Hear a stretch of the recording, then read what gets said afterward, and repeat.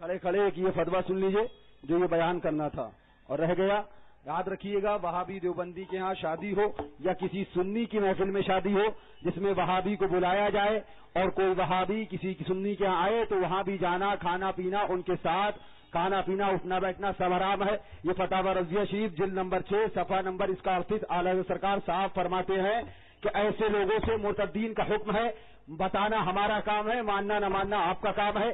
کل کو یہ نہیں کہہ سکتے آئے تھے تو دکھایا نہیں. فتاوی رضویہ شریف جلد نمبر 6 ہے اور صفحہ اس کا 38 ہے. اعلیٰ سرکار نے صاحب فرمایا کہ ان لوگوں سے یعنی مرتدین سے سلام کلام حرام, میل جول حرام, نشست و برخاست حرام, بیمار پڑے تو اس کی عیادت یعنی بیمار پڑ جائے تو اس کو دیکھنے جانا حرام, مر جائے تو اس کے جنازے میں شرکت حرام, اسے غسل دینا حرام, مر جائے تو اسے کفن دینا حرام. یعنی وہابی دیوبندی مر جائے تو اسے غسل اور کفن دینا حرام, اس کی نماز جنازہ پڑھنا حرام, اس کا جنازہ اٹھانا حرام, وہابی کو مسلمانوں کے قبرستان میں دفن کرنا حرام, مسلمانوں کی طرح اس کی قبر بنانا حرام, وہابی دیوبندی کو مٹی دینا حرام, اس پر فاتحہ پڑھنا حرام, اسے کوئی ثواب پہنچانا حرام بلکہ کفر.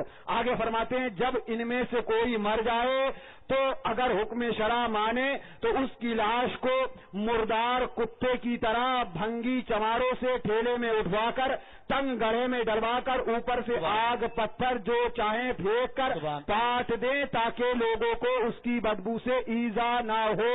یہ فتاوی رضویہ شریف صاحب فرمایا کھانا پینا حرام, اٹھنا بیٹھنا حرام, آنا جانا حرام, سلام کلام حرام, رشتہ داری کرنا حرام. اب اعلیٰ حضرت کو مانتے ہو تو ان کی کتاب کا یہ فتویٰ بھی آپ کو ماننا ہے.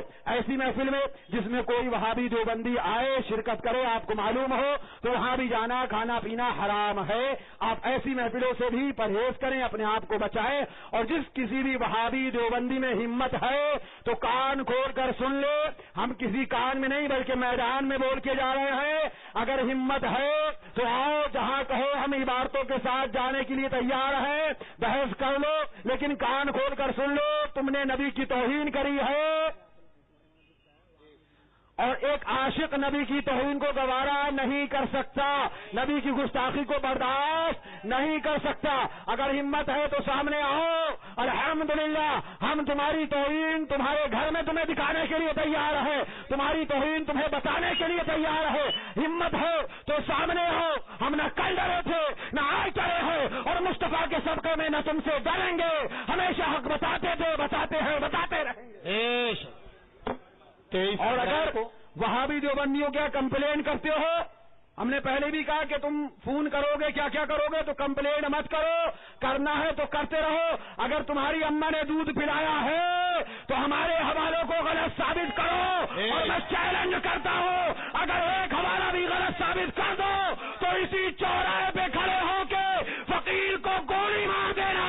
اور اگر حوالہ غلط ثابت نہ کر پاؤ تو مصطفیٰ کے قلم چوم کر اور اعلان کر دینا میں مجرم ہوں, آقا مجھے ساتھ لے لو.